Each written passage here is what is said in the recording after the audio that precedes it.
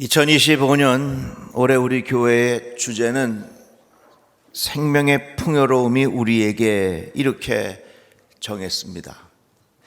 생명이 붙어 있어서 겨우겨우 연명하는 것이 아니라 우리 주 예수 그리스도께서 주시는 그 생명의 풍요로움이 이 한 해에 우리 모든 성도들에게 가득하기를 축복합니다.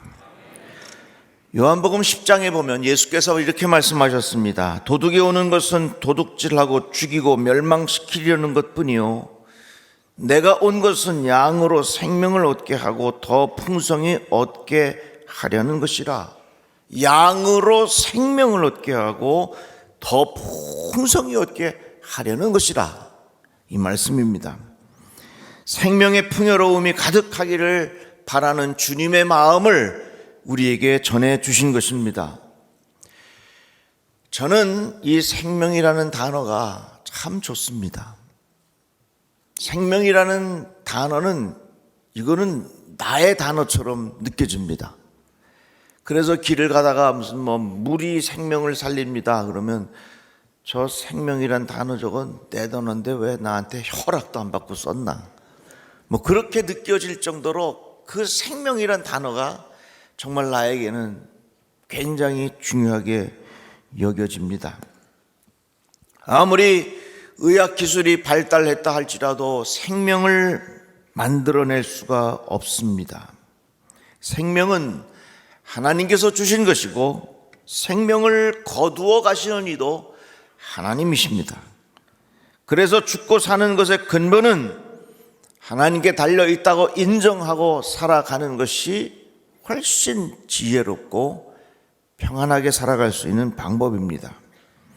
그러면 이 생명의 풍요로움이라고 하는 게 뭘까? 이 풍요로움, 이게 뭘까? 풍요로움이라고 하는 것은 부족함이 없는 게 풍요로움입니다. 예수님께서 5천 명이 넘는 사람들에게 말씀을 전하셨습니다. 그런데 먹을 때가 되어서 나누어 주어야 되는데 음식이 없잖아요. 그런데 물고기 2마리와 보리떡 5개를 어린아이가 가져왔습니다. 그 오병이어는 그 많은 사람들에게 나누어 주기에는 턱없이 부족한 것이었습니다. 그런데 예수께서 그것을 잡고 축사하신 후에 기적이 일어나고 나누어집니다. 5천 명이 다 배부리 먹고 12광주리나 남았다, 이렇게 말합니다. 오병이어 처음에 물고기 2마리와 보리떡 5개는 아주 부족한 것이지만 예수님의 기적이 일어난 후에 그 오병이어는 풍요로운 것이었습니다. 풍요롭다 하는 것은 풍족한 겁니다. 부족함이 없는 것입니다. 여러분들의 삶 속에 풍요로움의 축복이 있기를 바랍니다. 우리는 지금까지 물질적인 풍요로움을 위해서 열심히 살아왔습니다. 물질적으로 풍요로워지면 모든 문제가 해결되리라고 생각했습니다. 어느 책에 나오는 내용인데요, 미국인들은 풍족해지면 행복해질 것이라고 믿었으나 그 희망은 신기루였다, 이렇게 말했습니다. 신기루라고 하는 것은 착각해서 잘못 보는 것이 신기루입니다. 사막을 걷는 사람에게 물이 필요합니다. 저기 보니까 물이 막 샘솟는 오아시스가 있는 것 같아요. 야, 이제 저기 가면 물이 있겠구나 하고 열심히 가봤는데 물이 없는, 아무것도 없는 것이었습니다. 그런 것을 향하여 신기루라고 부릅니다. 풍족해지면 행복해질 것 같지만 실제로 풍족해져도 행복하지 않습니다. 이것이 바로 우리 눈앞에 펼쳐진 신기루와 같은 것입니다. 왜 우리는 갖고 싶은 것을 다 가지고 먹고 싶은 것을 다 먹어도 왜 우리들은 그러한 풍요로움을 느끼지 못하는 이유가 어디에 있을까? 그것은 바로 인간이 누구인가를 알아야 합니다. 성경은 분명히 말씀합니다. 우리에게는 영원을 사모하는 마음이 있습니다.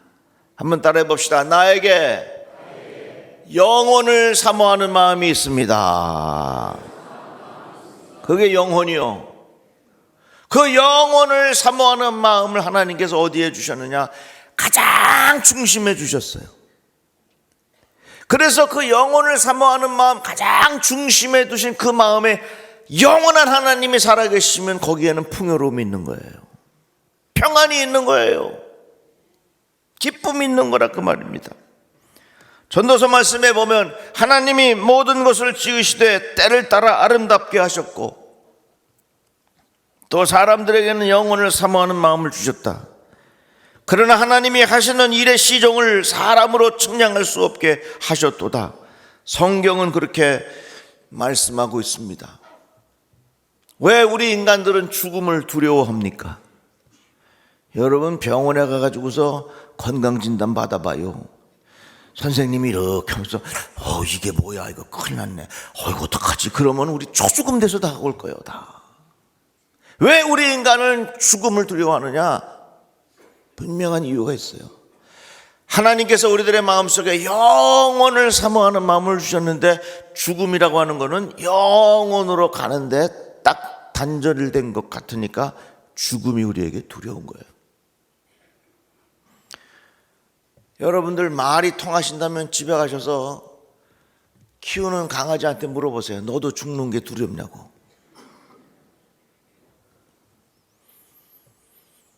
사람들에게는 죽은 후에 무덤이 있지만 동물은 스스로 무덤을 만들지 않습니다.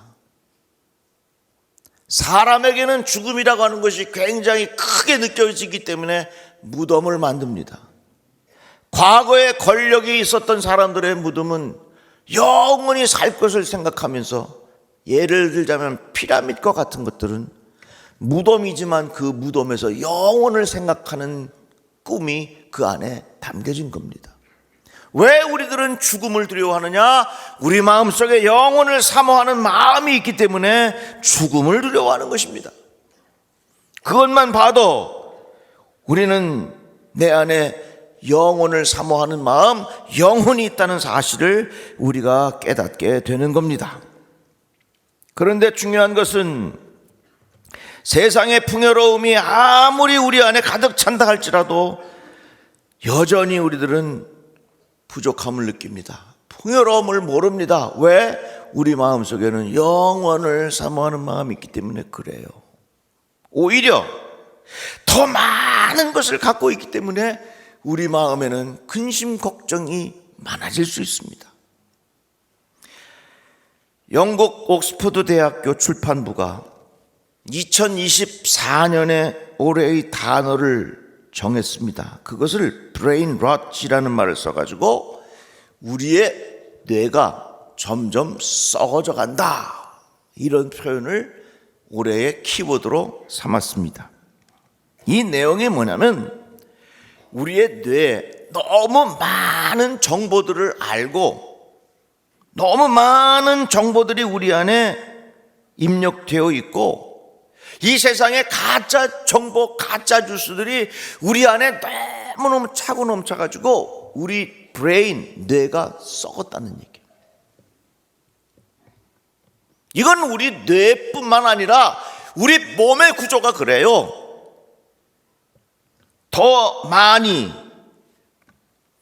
더 높게, 더 크게, 더 세게 이러한 마음의 태도를 가지고 계속해서 살다가 보니까 점점 우리들이 부패하고 우리들은 점점 부족함을 더 느낀다 그 말입니다. 제가 여러분들에게 한 가지 여쭈어 봅시다. 요즘에 배고파 죽을 확률이 많습니까? 배불러 죽을 확률이 많습니까? 네?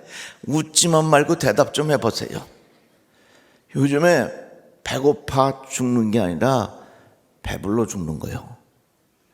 병원에 가면 의사 선생님들이 그럽니다. 아유, 뭐 고혈압, 당뇨, 뭐 고지혈증 한 방에 싹 해결되는 게 있는데 오늘 가서 10kg만 빼십시오. 그거 모르는 사람이 어디 있어? 다 알아요.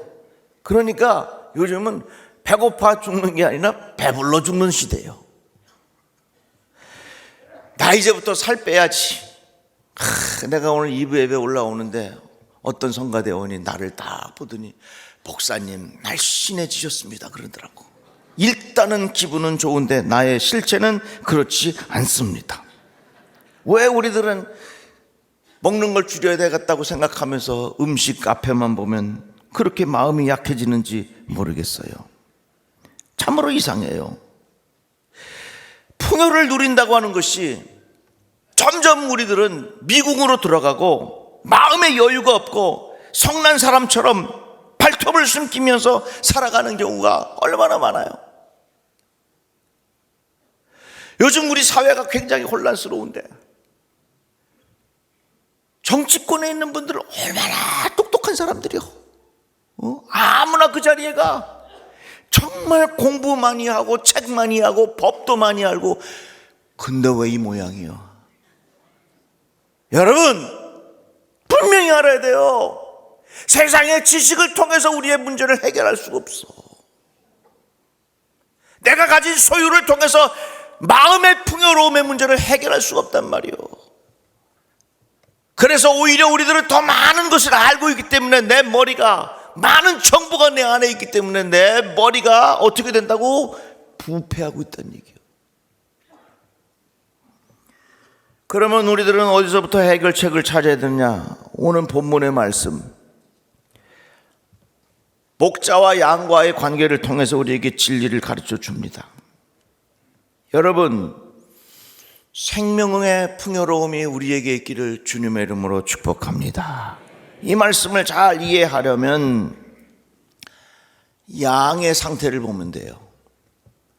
성경에 보면 양에 관한 내용들이 많이 있는데 이 양의 몇 가지 특징을 보자면 양은요 시력이 좋지를 않아요. 그래서 멀리 못 봐. 바로 앞에 있는 것만 봐요. 멀리 보질 못해요. 이게 우리 인간입니다. 우리가 멀리 볼 수 있는 눈이 있다면 이런 일이 일어나겠습니까? 우리의 눈은 벌겋게 뜨고 있고 뭐 세상의 트렌드가 어떠니 저떠니 수많은 책들이 미래를 예견하지만 실제로 우리들은 어떻게 보면요 앞에 것밖에 못 봐. 그게 양이고 그게 우리 인간이요. 또 한 가지, 양은 앞에 놓인 풀을 뜯어먹다가 길을 잃어버립니다. 언제까지 먹느냐? 배 터져 죽을 때까지 먹습니다. 앞에 있는 풀을 뜯어먹고 또 앞에 있는 풀을 뜯어먹고 또 앞에 있는 풀을 뜯어먹다가 길을 잃어버리고 언제까지 뜯어먹는다고요? 배 터져 죽을 때까지 뜯어먹는 거예요. 그게 우리 인간이에요. 그렇기 때문에 내가 가지고 있는 소유를 통해서 내 삶의 풍요로움을 느끼기보다는 오히려 가지면 가질수록 내 안에 있는 갈급이 심해진단 말입니다. 그래서 이런 말이 있어요. 월급쟁이는 갈급쟁이라고. 네, 부족한 것이 우리 자신이라 하는 겁니다. 또 한 가지 양의 특징이 있는데 얼마나 이기적인지 몰라요. 하여튼간 남 잘 되는 걸 못 봐. 그래서 양들이 추운 겨울에 잘 때 얼마나 추워요.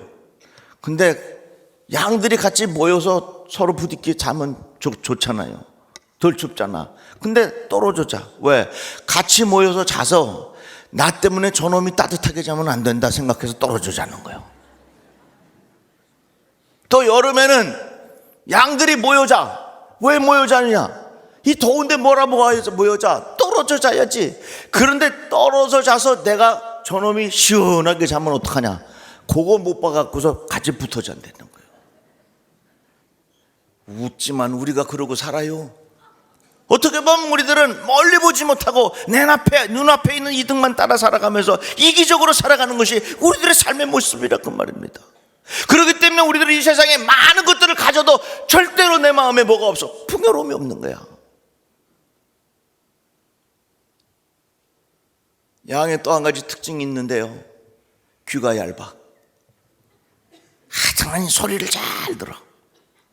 그래가지고 양들이 이렇게 풀을 뜯어먹다가 우리가 가까이 가면요 양들이 깜짝 놀라갖고 못 놀란다고. 이러한 양떼의 모습을 알고 계셨던 주님은 그 양을 통해서 하나님과 우리와의 관계를 말씀해 주고 있는 것입니다. 자, 그러면 우리 마음은 영혼을 사모하는 마음이 있고요, 우리의 모습은 양떼와 같다면 과연 우리가 이 세상을 살아가는 동안에 어떻게 하면 그 삶의 풍요로움을 느낄 수 있겠는가? 그 대답이 시편 23편에 있어요. 한번 따라해 봅시다. 여호와는 나의 목자시니 내게 부족함이 없으리로다. 다 같이 아멘. 예수께서 말씀하시기를 도둑이 오는 것은 도둑질하고 죽이고 멸망시키려는 것뿐이요 내가 온 것은 양으로 생명을 얻게 하고 더 풍성히 얻게 하려는 것이라, 이렇게 성경은 말씀하고 있습니다. 그래서 내 인생의 풍요로움이라고 하는 것은 어디에서부터 오느냐? 내가 누구인지를 알고 내가 어떤 성품이 있다는 사실을, 인간에 대한 이해를 정확하게 알고 있어야 우리가 깨닫는 거예요. 그래서요, 성경을 잘 읽으면서 하나님이 누구신가도 알아야 되지만, 성경을 잘 읽으면서 인간이 누구인가를 알아야 돼요. 성경을 잘 읽으면서 내가 어떤 존재인가를 알아야 돼요. 나는 영혼을 사모하는 마음이 있고 내 마음속에는 양과 같은 태도가 있으니 과연 내가 이 삶 속에서 무엇을 통해서 내가 풍요로움을 경험할 수 있겠는가? 이런 질문 나오잖아요. 그런데 그 대답이 어디 있어요? 여호와는 나의 목자시니 내게 부족함이 없으리로다. 이 시대가 착각하는 게 있어요. 부족함이 없는 풍요로움은 소유에서 오는 것이 아니라 관계에서 오는 겁니다. 아이들이 장난감을 갖고 놀다가 처음에는 좋아하지만 조금 지나면 장난감 실증 냅니다. 장난감을 가지고 놀다가 엄마 어딨나 아빠 어딨나 두리번 거리면서 엄마 아빠가 없을 때는 그 장난감 아무런 의미가 없습니다. 이건 어린아이의 모습뿐만 아니라 우리가 그렇습니다. 내 인생의 풍요로움이라고 하는 것은 소유도 중요하지만 관계에서 오는 건데, 그 관계가 어디냐? 내 영혼을 사모하는 마음, 영원한 하나님과 나와의 관계를 통해서 여호와는 나의 목자시니 내게 부족함이 없으리로다, 이거 아니겠어요?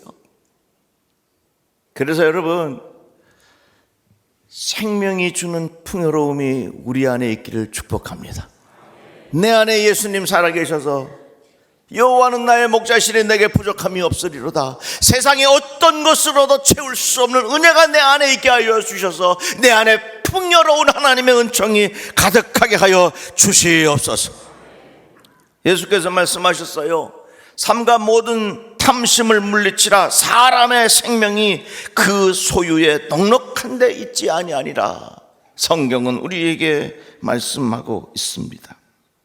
이같이 생명의 풍요로움이라고 하는 것은 관계에서 오는 거예요. 여호와는 나의 목자시니 내게 부족함이 없으리로다 그랬어요. 근데 우리가 주의할 게 하나 있어. 몇 가지 있는데 그게 뭐냐면요, 양들에게는 양떼 효과라는 게 있어요.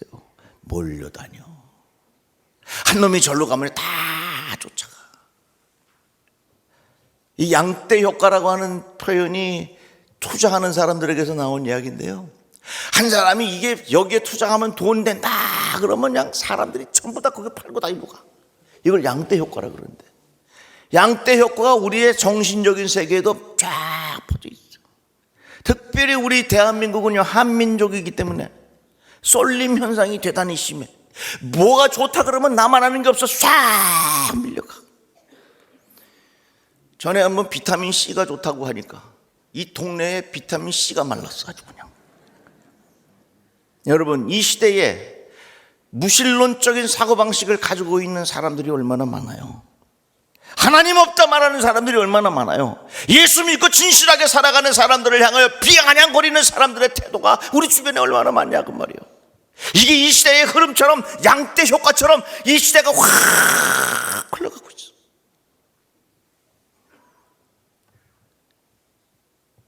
여러분들의 마음속에 예수님 든든히 붙잡고 흔들리지 않고 믿음을 잘 지켜 살아가시기를 축복합니다.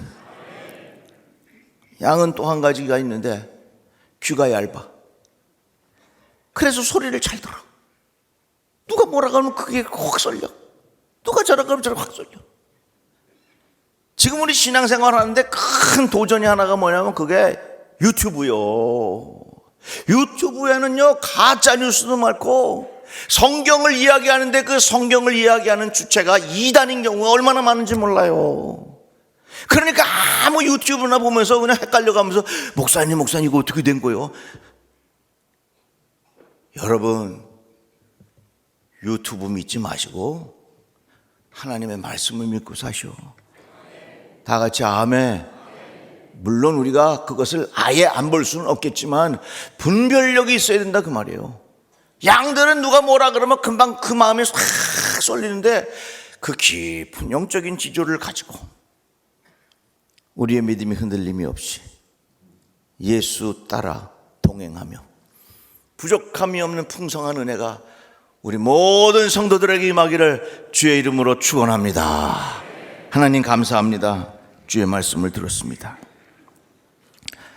이 약한 세대에 예수님을 통하여 우리의 믿음이 견고해지게 하여 주시옵시고 선한 목자 따라갈 때에 부족함이 없는 풍성한 은혜가 우리 안에 가득하게 하여 주시옵소서. 예수님의 이름으로 기도드리옵나이다. 아멘.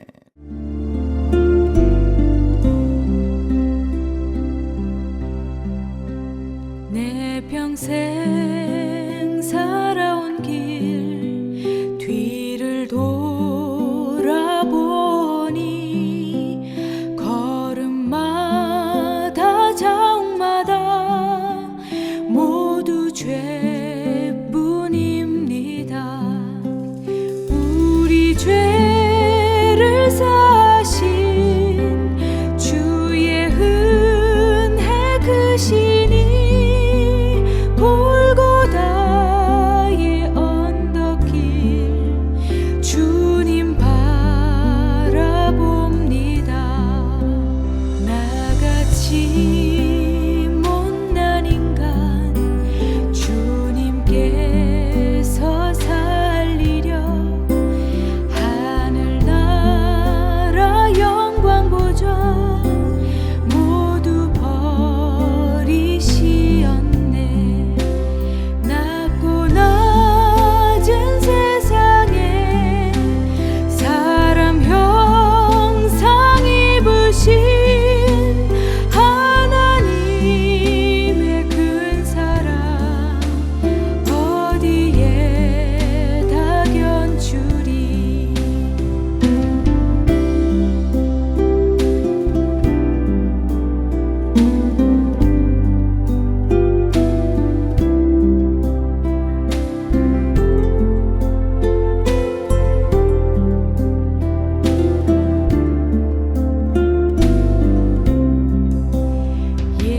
예수님 나의 주님 사랑의 주 하나님 이제 나는 예수님만 높이면서 살겠네.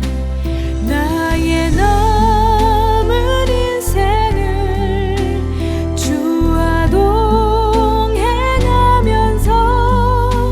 주님 사랑 전하며 말씀 따라 살겠네. 주